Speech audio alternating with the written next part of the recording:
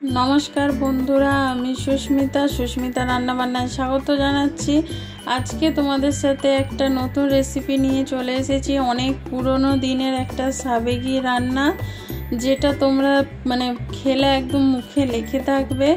बानानो जेमन सोजा खेते सेरकम टेस्टी। भिडियोटा प्रथम थेके लास्ट पर्यन्त देखार अनुरोध रइलो। एकबार हलो बानिये ट्राई करो। केमन लागलो प्लिज कमेंट करे किन्तु अवश्यई जानियो जे आमादेर रान्नाटा केमन लेगेছে। এইভাবে একবার রান্না করলে কথা দিচ্ছি ছোট থেকে বড় সবাই চেটে পুটে একদম খাবে।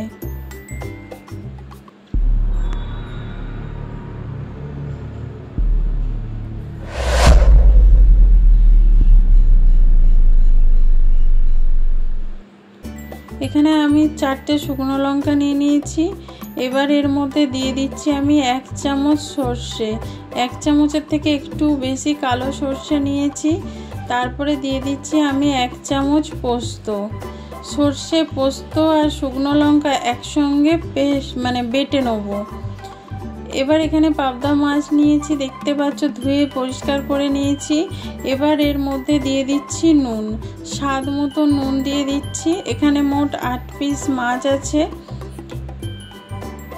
এবার দিয়ে দিচ্ছি পরিমাণ মতন হলুদ। তারপরে দিয়ে দেবো হাফ পাতি লেবুর রস। বন্ধুরা অনেকেই আছে মাছের আঁশটে গন্ধ ছাড়ে বলে খেতে পছন্দ করে না। এইভাবে যদি লেবুর রস দিয়ে মাখিয়ে রাখা হয় তাহলে কোনো আঁশটে গন্ধ ছাড়বে না।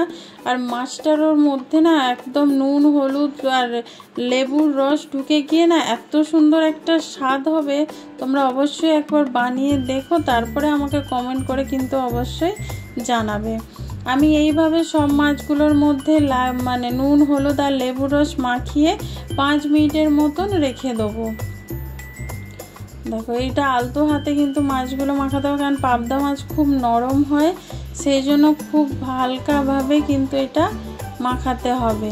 দেখো এইভাবে মাখিয়ে আমি 5 মিনিট রেখে দেবো। দেখো সবগুলো কিন্তু আমি একটা একটা করে মাখিয়ে নিয়েছি, দেখতেই পাচ্ছ। মাখিয়ে আমি এবার 5 মিনিটের জন্য রেখে দিলে এর মধ্যে সব মশলাগুলো ভালোভাবে ঢুকে যাবে। এবার এখানে একটা বাটিতে দেখো 2 চামচের মতন আমি টক দই নিয়েছি।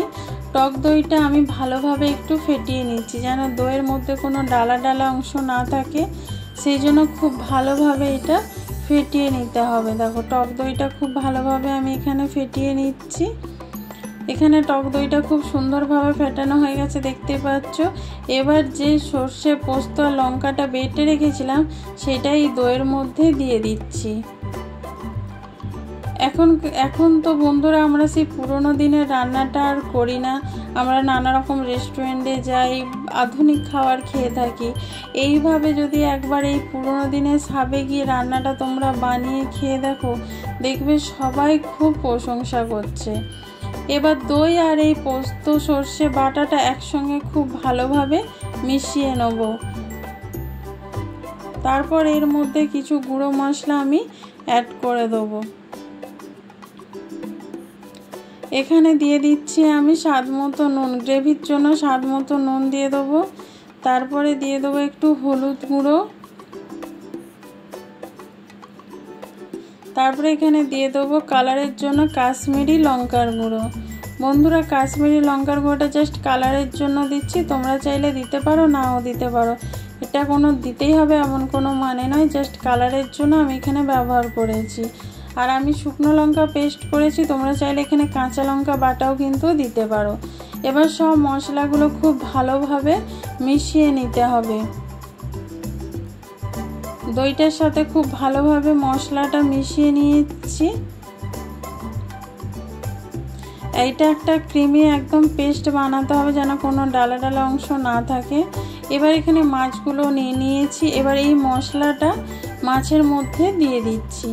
আমি কিন্তু মাছটা রেখেছিলাম 5 থেকে 7 মিনিট, আমার মাছটা কিন্তু হয়ে গেছিলো এদিকে মশলা সব রেডি করতে করতে।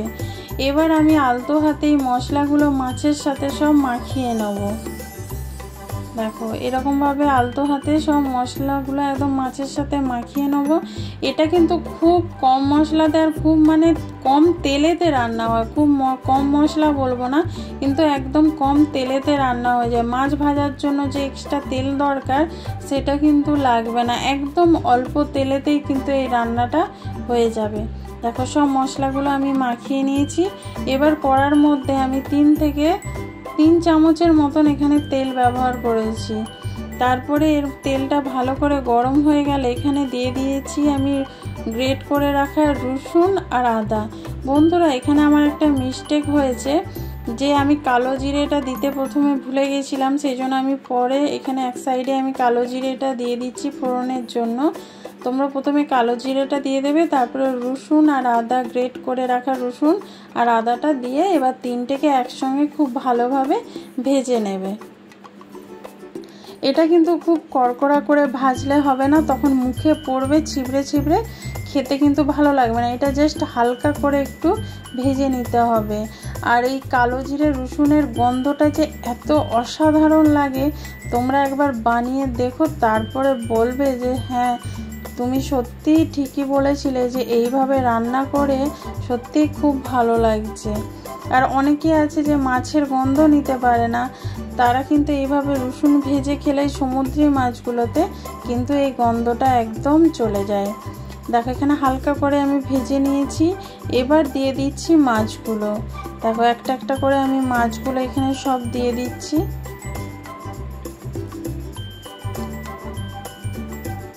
সব মাছগুলো কিন্তু এখানে একটা একটা করে আমি সাজিয়ে দিয়ে দেবো। এটা খুব তাড়াতাড়ি রান্নাটা হয়ে যায়, একদম গরম ভাতের সাথে এটা জাস্ট জমে যাবে, আর কিছুই লাগবে না। এটা এত সুন্দর, কোনো আর এক্সট্রা তরকারির প্রয়োজনই নেই, এইটা মানে এতটাই সুন্দর খেতে লাগে। এবার সব মশলাগুলো এর ওপর থেকে আমি দিয়ে দেবো।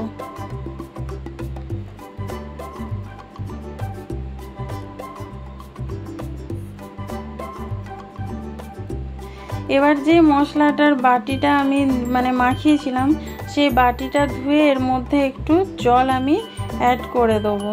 দেখো এখানে দেখতেই পাচ্ছ সব মশলাটা আমি দিয়ে দিয়েছি। এখানে মশলাটা একটু যদি জল না ব্যবহার করা হয় তাহলে কিন্তু না মশলাটা পুড়ে যেতে পারে, সেই জন্য আমি এখানে অল্প করে একটু জল ব্যবহার করছি। বাটিটা ধুয়ে আমি এখানে অল্প করে একটু জল দিয়ে দিচ্ছি, পরে আমি আবার জল অ্যাড করব। এখন কষানোর জন্য আমি অল্প করে একটু জল অ্যাড করলাম। এবার একটুখানি মানে জল দিয়ে ভালোভাবে মশলাটা আমি মিশিয়ে নিচ্ছি জলের সাথে। দেখো আলতো হাতে এটা করতে হবে, কেন পাবদা মাছ খুব নরম, দেখতেই পাচ্ছ। আর ভেজে নিলে এটা একটু শক্ত হয়ে যায়, যেহেতু আমি মাছটা ভাজছি না সেই জন্য কিন্তু খুব আলতো হাতে কিন্তু রান্নাটা করতে হবে। এবার আমি এইভাবে চাপা দিয়ে লো আঁচে 10 মিনিট রান্নাটা আমি করে নেব। 10 মিনিট পর তোমাদেরকে আমি দেখাচ্ছি। দেখো বন্ধুরা 10 মিনিট পর তোমাদের দেখাচ্ছি। দেখো কত সুন্দর মশলাটা কষানো হয়ে গেছে আর তেলও ছেড়ে দিয়েছে, দেখতেই পাচ্ছ। তেল মাছটা কিন্তু আর উল্টে পাল্টে ভাজার দরকার নেই, তোমরা চাইলে কিন্তু আলতো হাতে উল্টে দিতে পারো, কিন্তু দেখো এটা মশলার সাথে একদম লেগে গেছে, মানে কড়াতে লাগেনি কিন্তু মশলার সাথে একদম মানে জড়িয়ে গেছে, সেই জন্য ভয় লাগছে ভেঙে যাবার, সেই জন্য আর আমি আর নাড়ছি না। এবার এর ওপর থেকে আমি গ্রেভির জন্য অল্প করে জল দিয়ে দেবো। গরম জল কিন্তু এই সময় ব্যবহার করবে, তোমরা ঠান্ডা জল কিন্তু দেবে না। এখানে আমি অল্প করে দিয়ে দিচ্ছি গরম জল, উষুম গরম জল এখানে আমি অল্প করে জাস্ট একটু গ্রেভির জন্য দিচ্ছি। রান্নাটা প্রায় হয়েই গেছে, এই জলের সাথে জাস্ট একটু ফুটিয়ে নিলেই কিন্তু আমাদের রান্না একদম কমপ্লিট। দেখো এবার রান্নাটা একদম কমপ্লিট। একটু জল দিতে দেখলে মশলাটা আলগা হয়ে গেল, মাছটাও কিন্তু একদম মানে আলাদা আলাদা হয়ে গেছে। এবার তোমরা চাইলে এরকমভাবে একটু উল্টেও দিতে পারো আর না হাত দিতেও পারো, কারণ মাছ পুরোপুরি একদম কমপ্লিট হয়ে গেছে রান্না, আর উল্টানোর কোনো দরকার নেই। দেখো এইভাবে আলতো হাতে কিন্তু তোমরা মাছটা করতে হবে। আমি কিন্তু আর উল্টাচ্ছি না, আমার রান্নাটা একদম কমপ্লিট হয়ে গেছে। নামানোর আগে দিয়ে দিচ্ছি কয়েকটা কাঁচা লঙ্কা চিড়ে আমি দিয়ে দিয়েছি। এটা খেতে খুব ভালো লাগে, ভাতের সাথে মানে মেখে খেতে খুব ভালো লাগে। এবার দিয়ে দিচ্ছি ওপর থেকে একটু ধনে পাতা আর দিচ্ছি আরও একটু হাফ পাতিলেবুর রস। জাস্ট মিশিয়ে নামিয়ে নিলেই কিন্তু একদম রেডি। আর এই সর্ষের ঝাঁঝ আর তারপর পাতিলেবুর রস সব মিলিয়ে অসাধারণ লাগে। গরম ভাতের সাথে যদি এক পিস এরকম মাছ থাকে আর কিচ্ছু লাগবে না, আমি তোমাদেরকে গ্যারান্টি দিচ্ছি। এইভাবে একবার পাবদা মাছ রান্না করে দেখো, যদি ভালো লেগে থাকে প্লিজ কমেন্ট করে কিন্তু অবশ্যই জানিও যে তোমাদের রান্নাটা কেমন লাগলো। দেখো আমি কিন্তু সার্ভ করে নিয়েছি গরম গরম ভাতের সাথে খাওয়ার জন্যে। এই ভিডিওটা যদি ভালো লেগে থাকে লাইক কমেন্ট শেয়ার করো। নতুন বন্ধু যারা দেখছো তারা চ্যানেলটা সাবস্ক্রাইব করে বেল আইকনটা ক্লিক করে দিও।